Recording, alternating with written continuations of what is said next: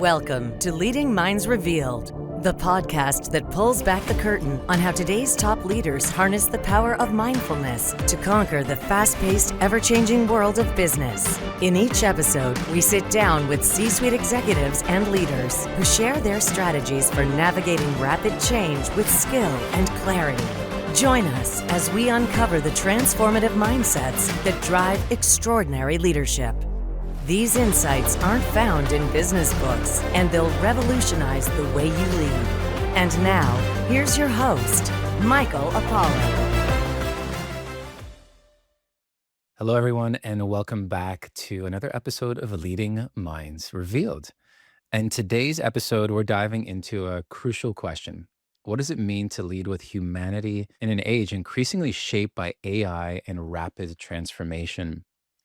We're going to explore why revealing humanity is at the core of truly effective leadership, how leaders can build teams that consistently deliver the impossible, what AI can and can't replace in leadership, and why emotional intelligence and context are more vital than ever, and also how transparency, resilience, and team trust truly drive sustainable growth. My guest today is a seasoned executive and strategist with a career spanning startups, cloud consulting, and leadership development. She is currently the Senior Director of Sales at Ops Guru, helping expand its presence in the US while shaping strategy for high-growth organizations. She has previously held leadership roles at Amazon Web Services, supporting teams across the US responsible for $3 billion in revenue. Please welcome Meredith Kepron to the show. Welcome, Meredith. Thank you. Thanks for having me. My pleasure. I'm really looking forward to diving into today's conversation. And when we chatted last, you said that some of the strongest leaders are those who reveal their humanity. And I know you've just had, you have such a rich experience leading across sectors and in the tech space and high growth and even now, looking at this age of innovation. And so, you talk about how important it is to be in the trenches with the teams. Why is this so essential in leadership for today, like right now? Yeah. So I think that it is really easy for teams to get frustrated with the way that companies are kind of replacing them on a day-to-day basis. So teams are out there kind of putting their all into a job every single day, and then they turn around and a company is doing a layoff. We just heard yesterday that Meta's doing another layoff of their entire AI team, and this is the team that basically built the AI organization within Meta. And you have other organizations that are out there and they're just putting so much of their time, effort, and energy into helping to structure and build these companies. And then all of a sudden they're turning around and saying, thank you very much for your help. And here's the door. And so I think that having a leadership team that is helping people understand this is what I'm doing here. This is how I'm helping you. This is who I am and what I believe in and why I think it's important for the job that you're doing to really show up every single day for those individuals. That is the thing that's going to matter. That's the thing that at the end of the day is why people get up in the morning and actually show up for their organization. And it's easy as an organization kind of continues to build and as a company continues to thrive and build and grow, it's really easy for a company to kind of put profits above people, but you have to kind of at some point turn around and say, enough. And it's really about the individuals and it's about the people because the profits are just profits at some point. And the humans that are building this organization are also the same humans who are going to buy the products. And they're the same humans that are going to be the ones that are living this day to day. And so we have to start to recognize at some point that we're all in this together. That I'm hearing more and more uh, this reality that there's this massive transition happening within the workforce right now. I read recently, I believe it was out of Yale, there was a think tank on labor statistics, specifically in the US, they did a study and they said, okay, what is the reality right now of AI and its implications and its impact? And it didn't find much as of now in terms of a disruption across different sectors. The growth has been sort of rocky, but stable comparatively to previous years. A lot of people, we're hearing, especially in the tech space, and like a lot of change happening. What is needed from leaders who are in this deep space of uncertainty and instability in how they show up with their teams when either they know that they're going to be laying them off, for example, or restructuring, and also not knowing if their role is even going to continue. Like it almost seems like there's this pressure cooker right now that's happening with a ton of uncertainty. How do you work through that? And what do you think from your experience that leaders need to traverse this reality? Layoffs are tough. I've been through more than my fair share. Um, and it's never an easy process to go through, whether you're the person who actually has to make that phone call for your team and have that conversation, or whether you're the person who's on the other side of that and has to receive that phone call. I think that there's a few things that you got to keep in mind in the age of AI, right? And I think part of it is, as a company, there are certain things that a company can do to utilize AI and especially agentic systems to enhance where a company can go and how a company can continue to develop. And part of that is, what are the things that truly should be replacing what a human is doing? Because this is something that either doesn't make sense for an individual because it puts too much stress on a person, mentally, physically, whatever, or because it just is a repetitive notion that a human doesn't necessarily need to do, and we can shift the value of where that individual is to somewhere else in the organization. There's also a fact that the human population is decreasing and is going to continue to decrease over the next many years, right? We know this as well. So there are there is the flip side of the reality that, is there value in AI and agentic systems? Yes, there is. But there's also, to the point that we're talking about, which is the human aspect of that. And how do you kind of balance the two of those so that you're taking into consideration of, where should we be applying the humans and their true value and their true environmental impact that they can make into a company, both from an emotional standpoint, um, from a logical standpoint, from an instinct standpoint, and where are the places that we should be thinking about using agentic systems or AI or other types of data analytics impact, and put that in its place and where it should be in a company. And it's those two things that we can look at and we can balance. And then we can say, is a layoff really what we should be doing in terms of getting the best value out of these humans in this place? Or are we just doing a layoff because it feels like the easiest way to get to the profits that we're trying to get to? So yeah, so there's this greater strategic short-term sightedness that has always been there, right? How can we make quick profits, especially for public companies, and but then there's this reality of like, what is the impact on humanity, from making these quick decisions under the guise of, well, AI is going to be able to take these roles. I mean, there's huge implications of that, because the cost of the knowledge that just an individual within your organization has, their value, the knowledge, the time that they spent, those instincts, that intuition is so high. I think they're saying the cost of losing one person is like 1.5 to 2.5 times their annual salary. That's exactly right. Yeah, so there could be this ripple.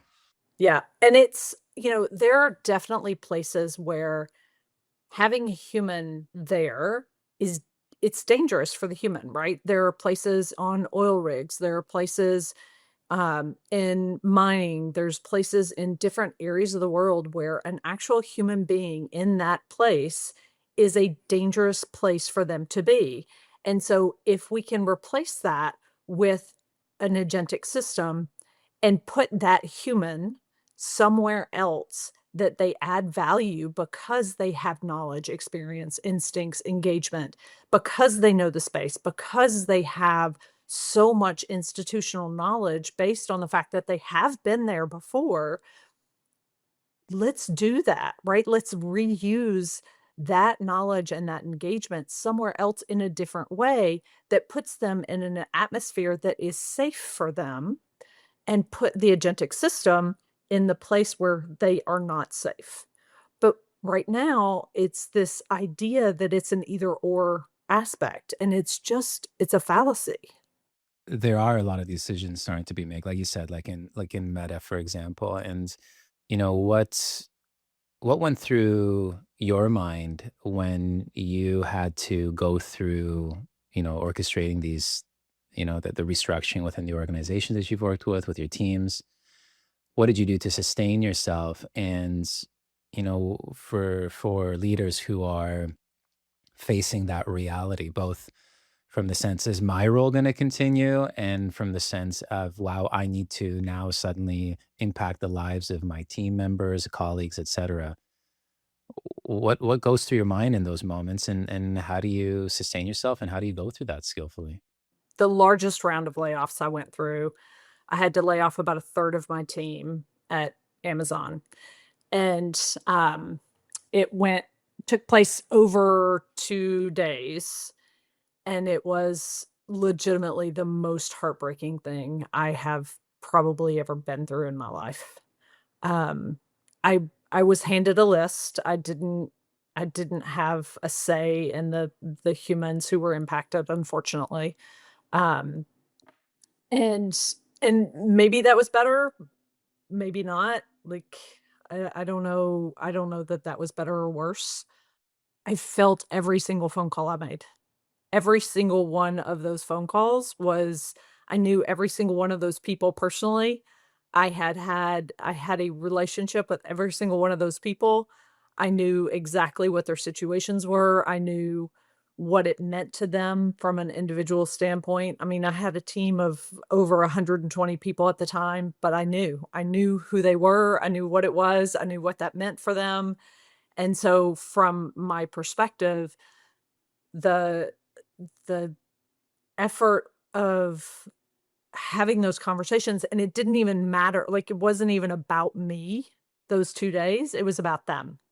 And I think what kept me centered was, A, the ability to kinda take a couple of breaks throughout the couple of days, 'cause you need the moments, right? You need to be able to stand up and walk out of the room and, um, go for a walk.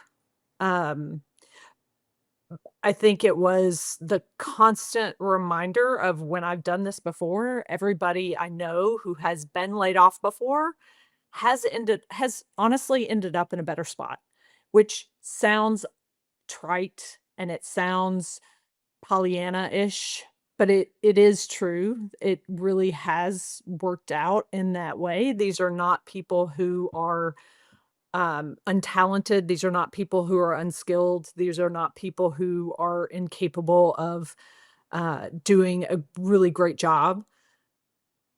So they really have been able to kind of do the next thing and go on to the next thing and be successful in their life. So it was that.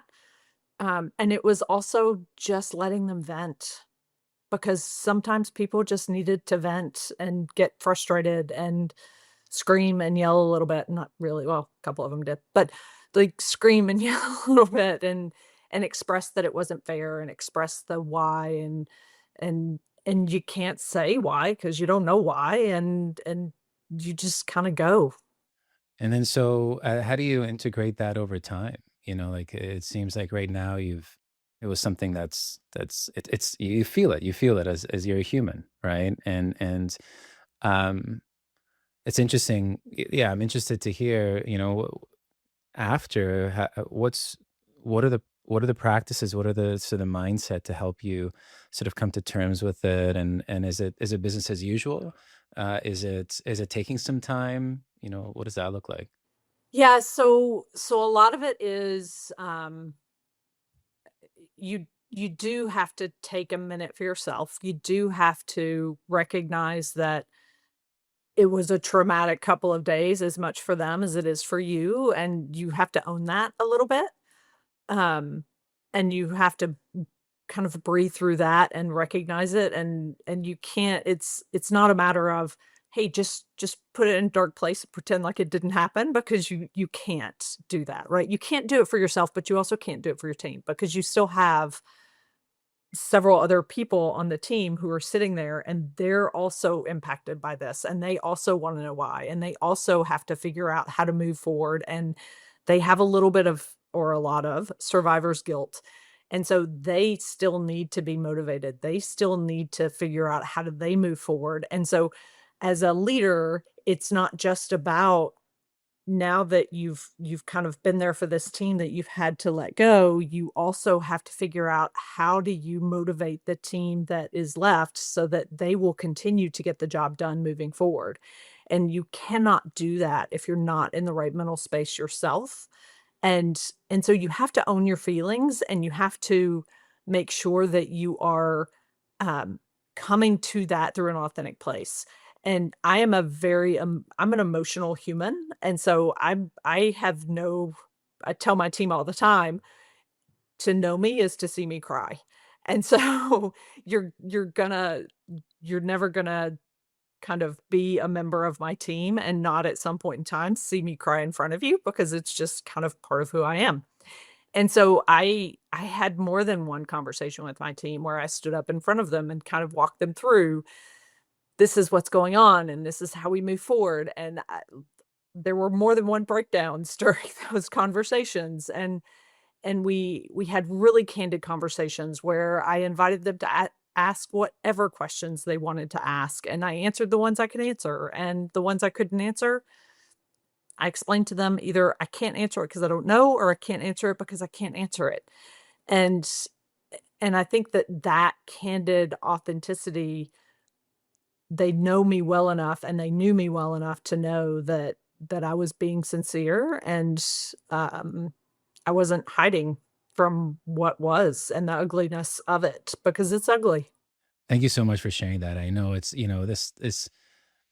not often that we have a chance to just really understand the experience of moving through that from a leadership lens. And these are usually conversations that are left, between colleagues and peers. Are like, okay, how do we move through this immensely challenging time? But there's a real human experience with it. And I had a recent discussion with Dr. Javid Sakara, who's an executive at Hartford Healthcare, and he was talking about something called healing centered leadership that just sort of came up to me as you were sharing. The what you were talking about, like this importance to really understand the emotions that you're feeling, really own the thoughts and this experience that you're having, and to have this real candid, transparent conversations. Um, and he spoke about it in a similar way, where from a healing centered leadership style, there's this one reality from a leadership perspective, that we have to own the fact that some of the decisions we're going to make could cause, like, could impact people in a way that it's going to be a hard experience. It's going to be a heavy experience, right? And we just have to own that. We have to realize that that's just a reality. And part of the way to approach that is through this very authentic, vulnerable place where we're kind as to ourselves as much as possible, and knowing that this is something we have to get through, and that we need to sustain ourselves. We need to take care of ourselves through that. But then also there's a way to heal that, and that's through these candid conversations, through that transparency with the teams that we're working with, right? And letting them know that we're in this together. And so, you know, in the midst of all that, it can be really tough to access this like authentic sense of humanity, like, like what you were saying, you're emotional human being. I would say all of us are. And that's what makes us, I think, very unique comparatively to machines and AI. But, it can be easy to get locked in this sort of surface level humanity that can sort of derail leadership. So, how, like that authentic humanity, how can somebody stay connected to it? How can a leader stay connected to that authentic sense of leadership in the midst of like all this intensity of the day to day, work that needs to be done and these decisions that need to be made? How do you maintain connection to that yourself? Yeah, I think it's a really good question because there's a I find myself getting into the trap of really plowing straight into the day, especially with my team. And they do a really good job of pulling me back. So I'm an early riser, right? I'll get up at between 4:30 and 5 in the morning, and I typically will work out. And then it's not unusual for me to be online sometimes at 6 o'clock in the morning or 6:30 in the morning. And I have an East Coast team and I'm West Coast. And so I'll jump onto Slack and I'll think of something and I send a note to somebody and I'll say, "Oh, did you do something, something, something?" And inevitably they'll come back and they're 3 hours ahead of me. So they've already been working and at their day. And they'll say, "Good morning, Meredith." And I'm like, "Oh, right. Yeah. Yeah. Mhm. Yeah. So, right. Good morning. Good morning. Yes, my brain has been going, but I actually haven't communicated with you yet today. In my head, I have, but I haven't actually been talking to you out loud or over Slack up to this point." And so I think that there's a habit that leaders and other people, everybody kind of gets into, especially in this always on universe, that you almost have this ongoing stream of conversation happening with multiple people, and you forget that there's a moment in time where you separate and you go on about your business and you have to come back and engage again. You have to re-engage, right? You have to reconnect. You have to talk to each other again. You have to say, "Oh, what did you do? How are you? How was your weekend? Did something happen last night? Was your evening okay? Did you sleep okay?" I've got a few members of my team who have small kids. Are they healthy? What's going on? Did you have sports? Right? And it's so easy to kind of lose track of the fact that we work to live, we don't live to work.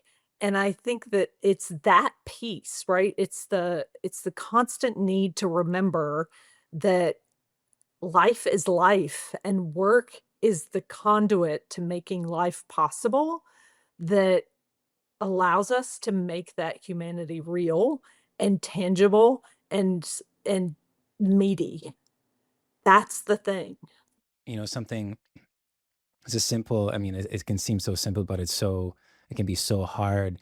Just remembering that humanity and how important it is to surround ourselves with a team and being very forthright with them. Just saying, hey, I get caught up. I can get really caught up with in the day to day tasks that any form of reflection, any form of feedback, any just check in, reminder to me just to check in with you and just to be present. It can be so incredibly helpful. And I think of my team as well. I too I've for 20 years I've been practicing mindfulness and the work that I do, I've shared it with so many people around the world. And part of it is, it's I think it's strengthened my ability to just really focus and just get fully absorbed in what I do, and I love it. But I get so caught up in it too. It's like, oh, I had one of my team members when I was meeting with them was just say, hey, I just want to let you know that I really like to have like a little check-in and to connect at the start of our meetings. I like it when we do that as a team. It's very meaningful for me, especially in remote work. And I was like, "Oh, yes." I let myself really listen and take that in, and I started adopting, and it just allowed for that human experience just to really come in.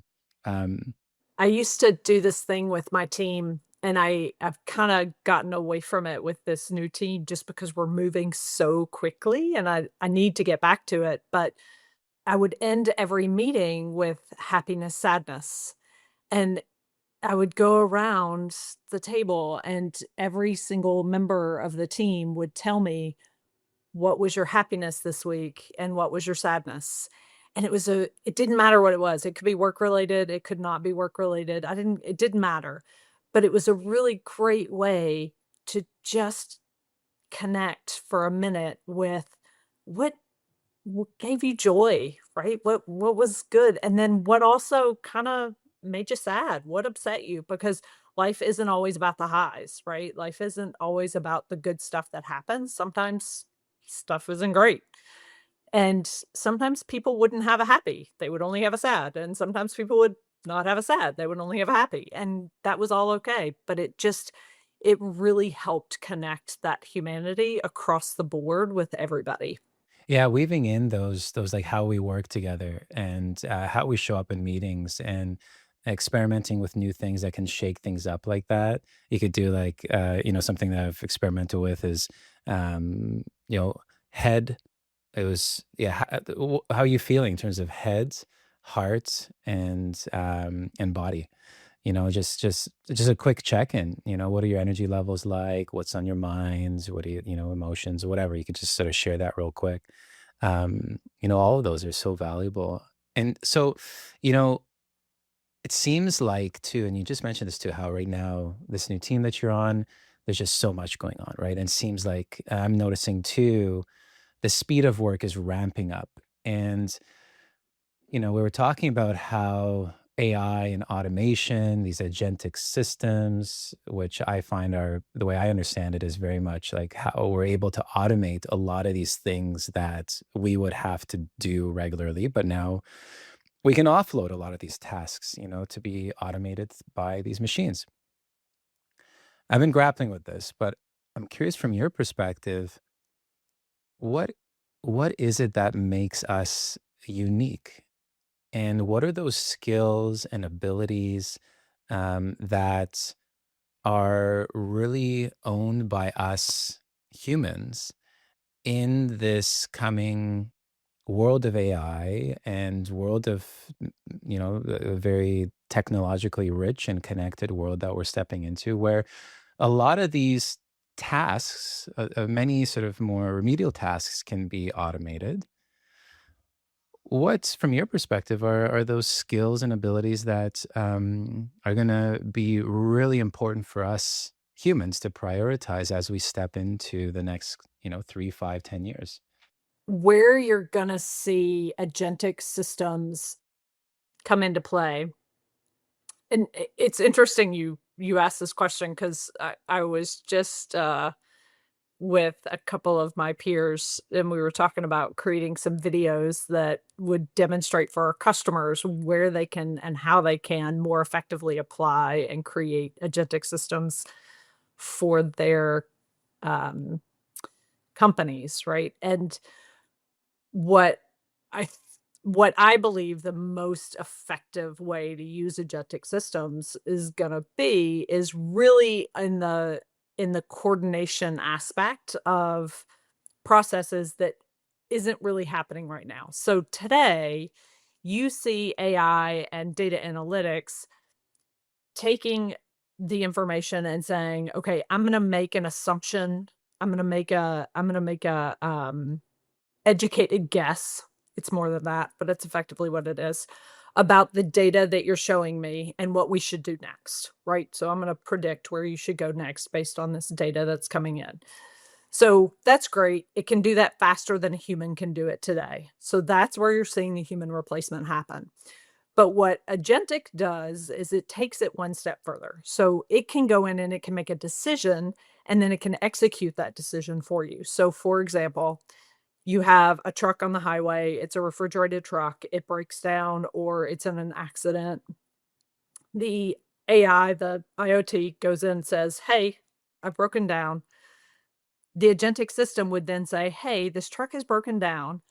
Go call in to the customer who's supposed to receive the information. Tell them that the truck is gonna be late.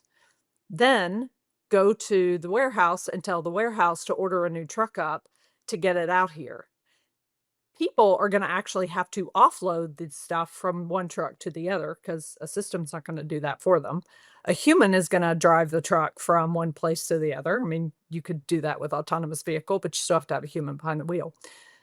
So, like, there's only so much that an agentic system is gonna be able to do, but there's a lot that it can do in the background to coordinate the processes that it doesn't do today, right?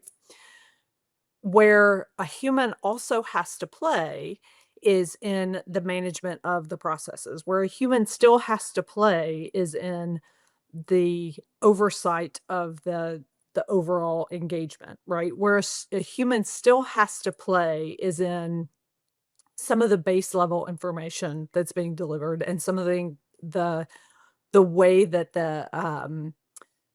the decision is made to say, "Do we want this system or do we not want this system?"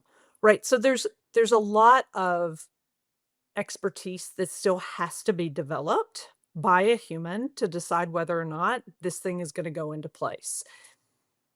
And then you have the aspect of, do we still need humans to be plumbers, electricians, and all of those things?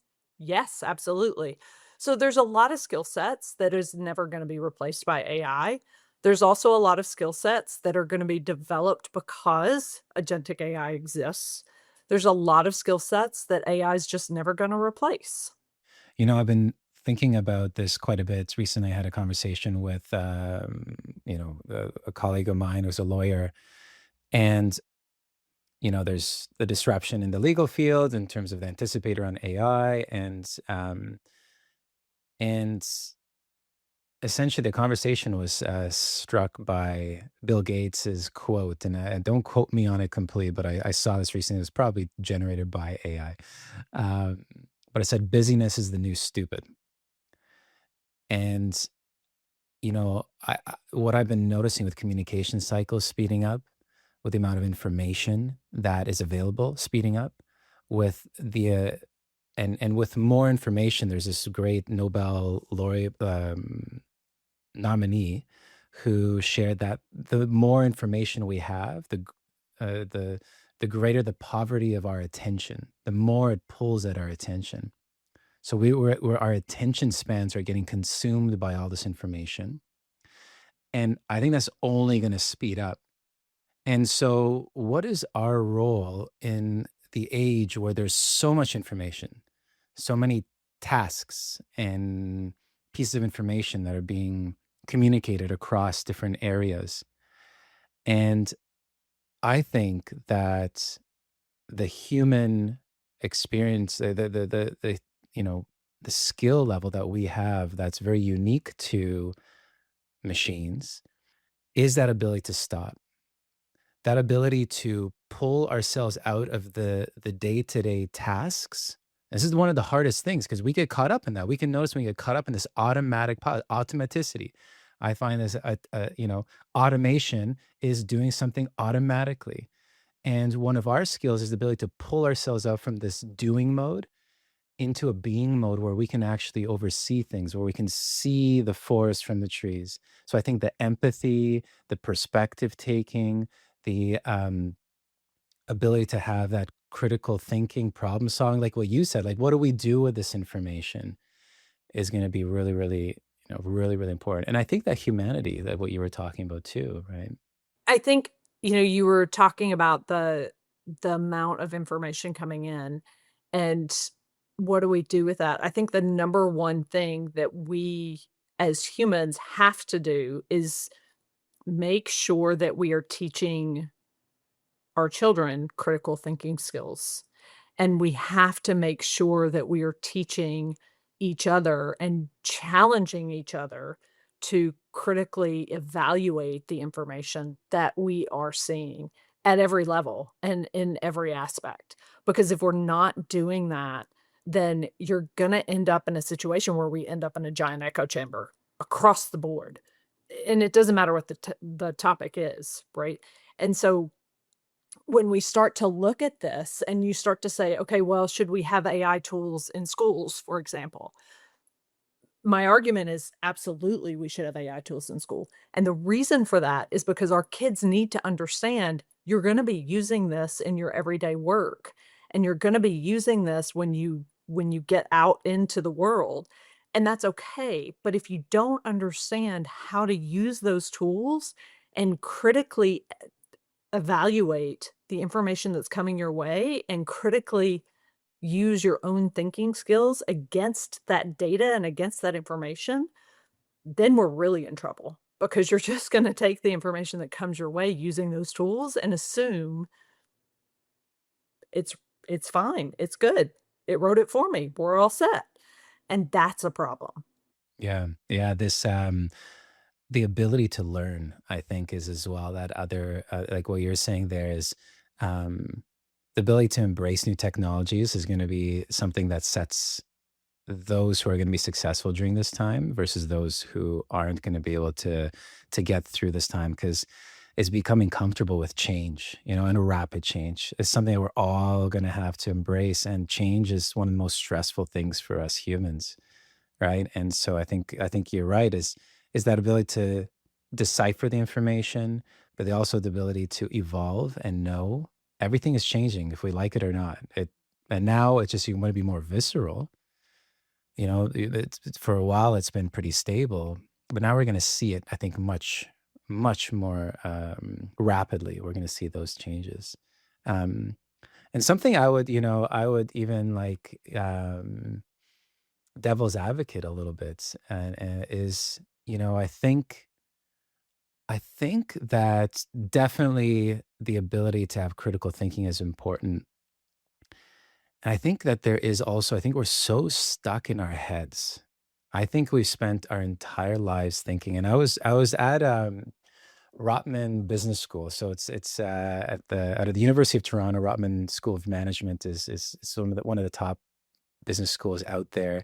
And I was speaking with the dean of the school at the time, and we had this conversation. I was sharing with him this new technology we innovated called Muse, the brain sensing headband, and it's a EEG clinical grades technology. So it monitors the electrical frequency of your brain.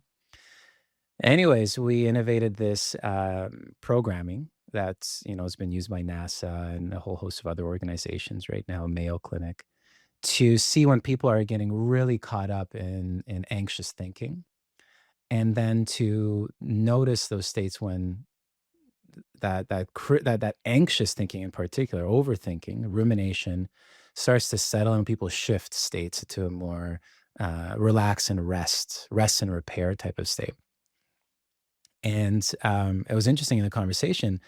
The dean was talking about how, yes, this is going to help us, really um, sharpen the ability to think, to ramp up our thinking cycles and problem solving cycles. And I told him, and yeah, and also to rest our minds and to allow ourselves to settle those thoughts and actually have times when there aren't any. Yeah. And he was shocked. He's like, "What the hell are you talking about? You're crazy." And but I think that's going to be a skill that it's not talked about, but that ability to see things from a different perspective comes, as Einstein said, from a different way of seeing the world and different way of thinking. So we need to like shake things up a little bit. But you know what I want to get into here, you in Ops Guru, you've come into, joining Obscure right now. It's a Canadian-based cloud consulting firm expanding in the US, and it's huge growth stage right now. It's experienced mergers, acquisitions, rapid evolution. What from your perspective, you value humanity really deeply, and you've shared some really great sentiment around the culture of the organization. What has it done especially well in supporting the culture of teams and building resilience during this time of change and growth? So, as you said, it's a company that has experienced a lot of mergers and acquisitions. Started as Carbon 60, and then was now has several brands under it. So C60 Digital and Obscuru. And one of the things I've been really impressed with is that the CEO, Ryan, he really has done a great job of kind of looking across the board at the entire organization to kind of say, look, everybody within this whole Carbon 60 world, Obscure C60 Digital world, is valuable, and you all are bringing something a little bit different to the table. And let's talk about how we form this kind of overall environment and overall company that is going to take this organization into the next several years. And what is this going to look like? And how are we going to do this together? And how are we going to do this using the talents that this entire organization has? So there's that aspect of it, but then there's also the aspect of what can you bring to me in terms of ideas for evolution? And it's I haven't yet heard anyone within this leadership team kind of come out and say, "No, that's a dumb idea. We're not doing that." Like, I just I haven't heard it. I haven't heard a shutdown. I haven't heard a this is the craziest thing I've ever heard. I've heard, let's talk about how or if that's the right way to do it. Maybe we do it a little bit different way, or that's an interesting path. Let's explore that a little bit more. But there's not this shutdown of, yeah, you're kind of a small cog in the wheel over there, and maybe just do your job and I've seen other companies do that in my past, right? It's not an unusual thing, especially when you're trying to move fast and you're trying to build a company and you're trying to execute a vision, to kind of easily dismiss people who are just trying to move forward with this thing as well. And in this environment, everybody is a part of the journey. And what I've seen in my multiple startups, the ones who execute well, the ones who are able to kind of start to move forward faster, are the ones who kind of go out and say, look, there's a good idea under every rock. Let's go turn them all over and see where we can pull the one up that makes sense and go. So it seems like that, transparency and openness, and openness to exploring new ideas and innovation is a core value, like a defining value, obscura. And how amidst so many ideas and directions that can be gone, especially now, I think, especially when AI has come into the equation, and you're hearing about it now too, like this whole AI bubble, and how there's so many of these ideas. And just like any time, if you once there's a sort of spark of the new hot thing, a lot of people are just gonna try to gain venture capital and any idea that they can come up with. But how do you sort of separate the chaff from the wheat, so to speak, in those ideas? Yeah, I think it's a really good question. And I think that at the end of the day, it's up to leadership to understand, okay, how much direction and effort and energy do we put into something? Number one. And number two, can this be combined with other stuff that we're already doing so that it becomes a piece of a broader project? And number three is this something that you can do on your own? And we can just kind of encourage you to go and put that effort and energy into. And so then we don't have to put a ton of kind of money and things behind that, but it's something that's worth it for you because it makes you as an individual feel like you're a part of this organization. And oh, by the way, it might turn into something. Right? So it's really important for a really good leader to be able to kind of decide, where do I go with this thing? Sometimes it is a redirection. Sometimes it's a, look, that idea is a great idea. We're kind of doing it over here. Go work with this person to help them refine it based on your idea. Um, and I think that's what a lot of things kind of end up being. But other times you just gotta try a lot of stuff, especially in a startup. You just have to try a lot of stuff and say what's gonna work and what's not. and be ready to kind of pivot quickly. Yeah, I've heard that that's so aligned to my own experience, and then also what I've been hearing, especially during this time.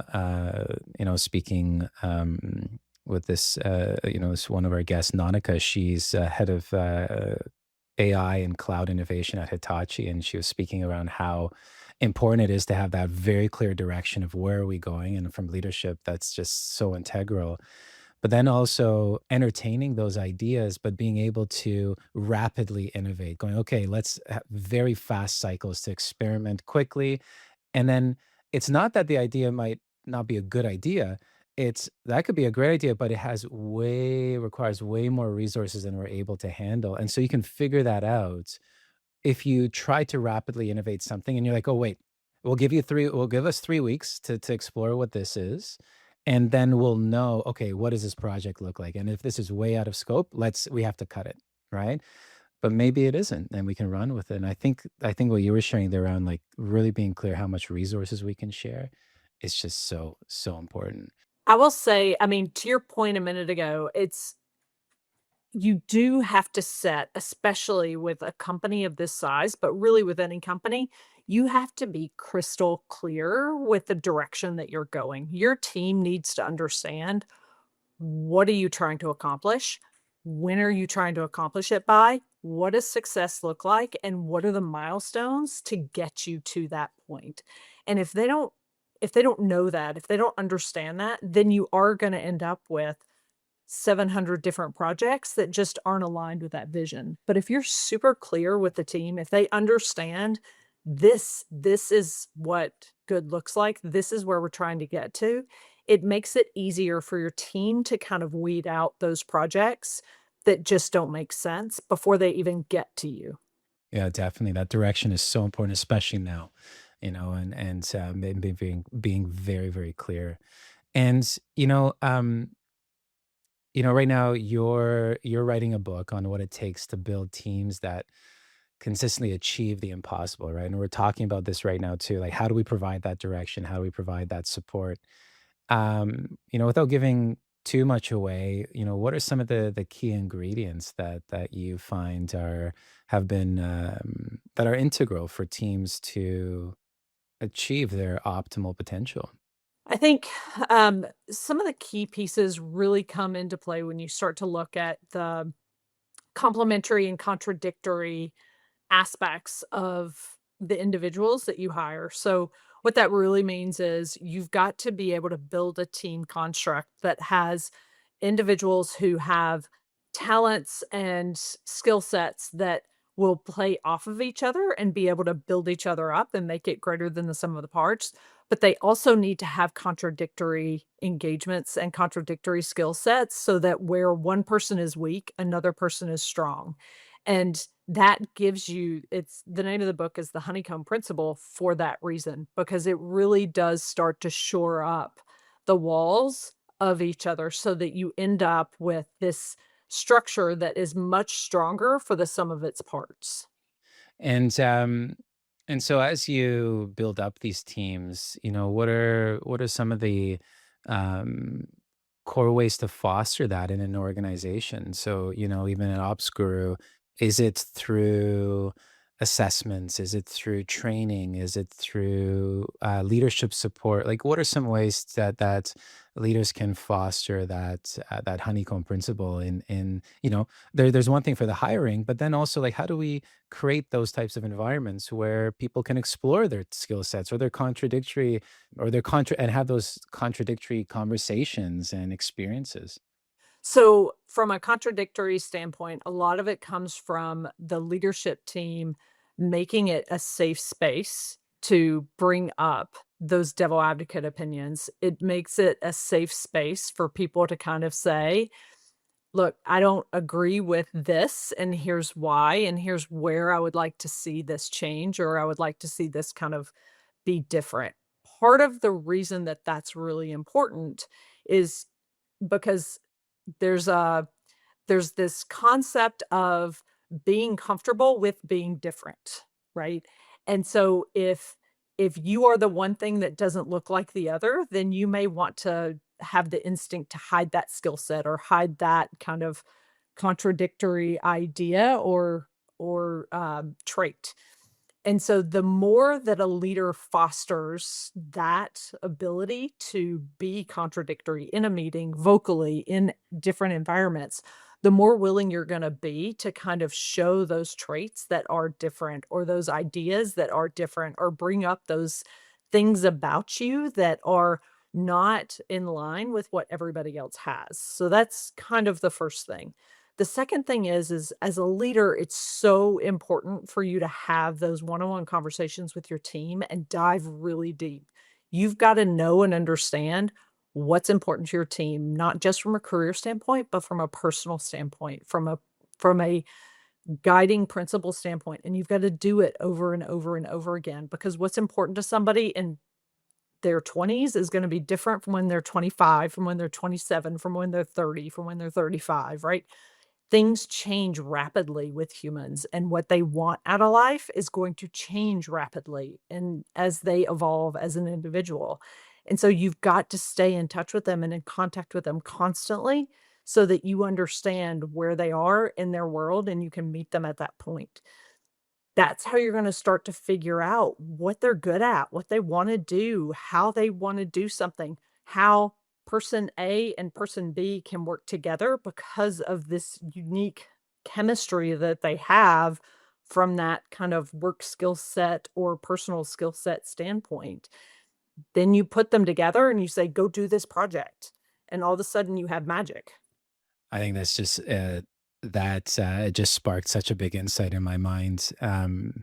It's so important to continuously check what your idea is of what is important for the people around you, and to understand that that does change, and that they that their experience in life is changing, and we might not even be aware at all, like what has changed in their lives. So it's so important to bring that curiosity, and something that's I think that that's really resonated for me is I noticed with some of my team members as well where I didn't have that ongoing check-in, and then I anticipate, well, we discussed that at some point, and so this is the direction that they want to go. But no, that changed, and the changes, and I was noticing that they weren't being as engaged. And then until we had that conversation, we resynced on our direction, and now that confusion was gone. There's much more clarity. I think it's just so wise. You know, it's it's really interesting thinking about building teams and supporting them during this time, and I think showing up and creating that sense of trust and that sense of understanding is an integral part and of the whole, like creating a really positive culture that can withstand the trials and tribulations of what's to come and what's happening. And one of the things that I've been reflecting on, you to the first point that you were sharing, in understanding that a person might be having a contradictory view to the teams, but they may not be willing to share it. And there's this concept in neurodiversity called masking, where we might be surrounded in this sort of herd mentality.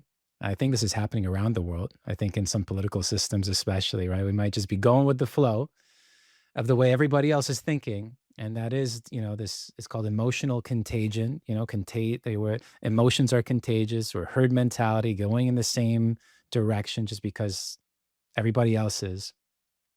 But we might be masking some underlying, questions, and that might be contradictory to what the herd is thinking.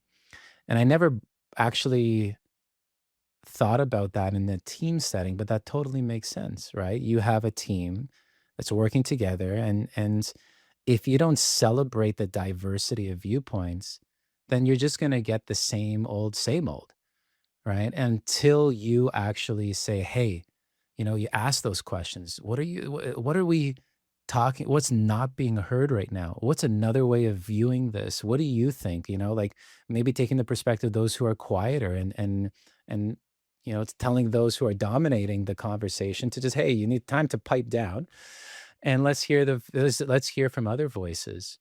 And there's this interesting research out of MIT called around collective intelligence.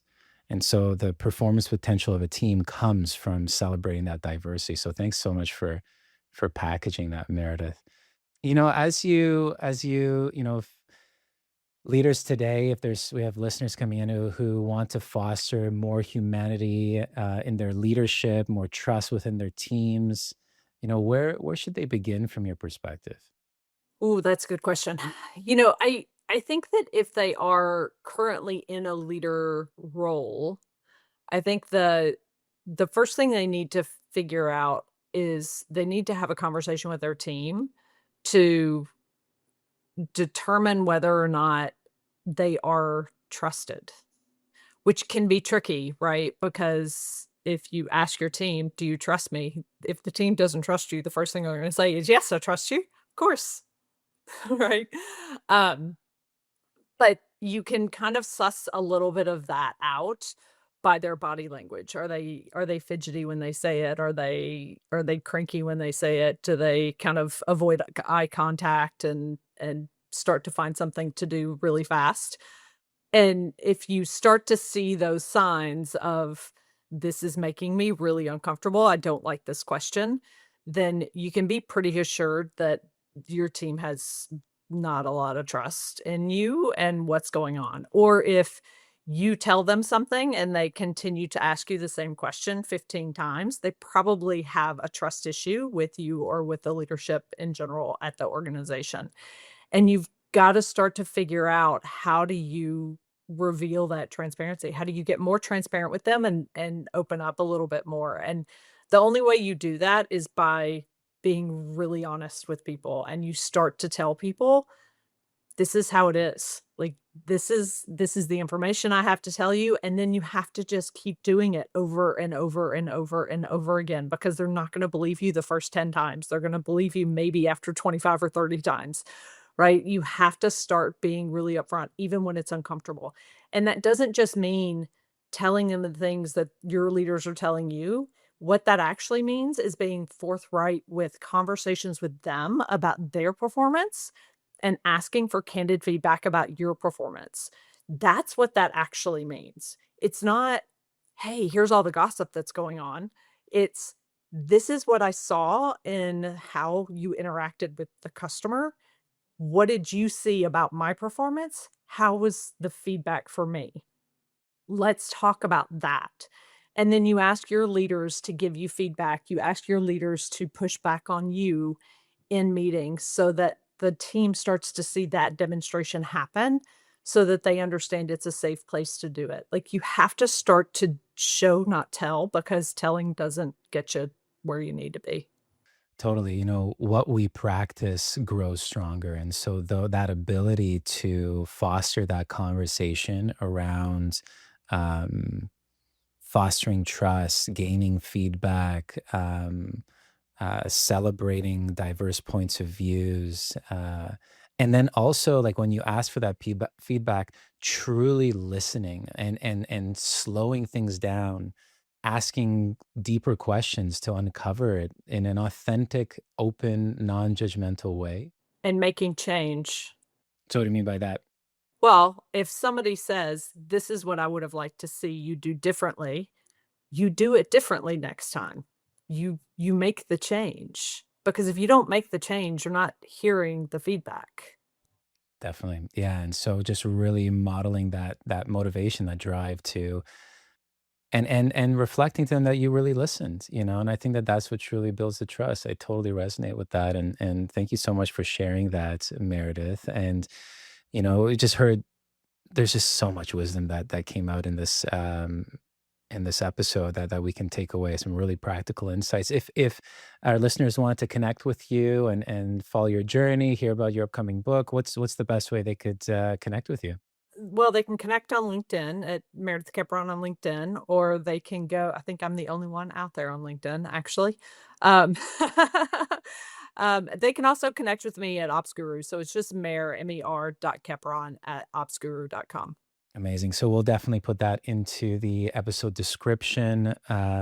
Meredith, from hearing about the realities that leaders are going to be facing and people are going to be facing this age of AI, how to traverse transformations in organizations, building optimal high growth teams, and the skills that we need to thrive in the future.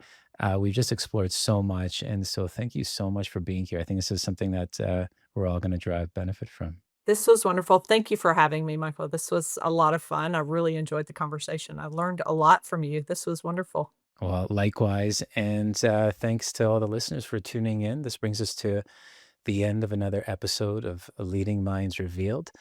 I'll see you on the next one. Leading Minds Revealed podcast requires more than a conversation. It takes action, research, and collective wisdom. If today's episode resonated with you, we'd love to hear your insights, join the conversation, and help us shape the future together. We'll be back with more stories, strategies, and real-world solutions that are making a difference for everyone. In the meantime, be sure to subscribe, rate, write a review, and share it with someone you think would benefit from it too.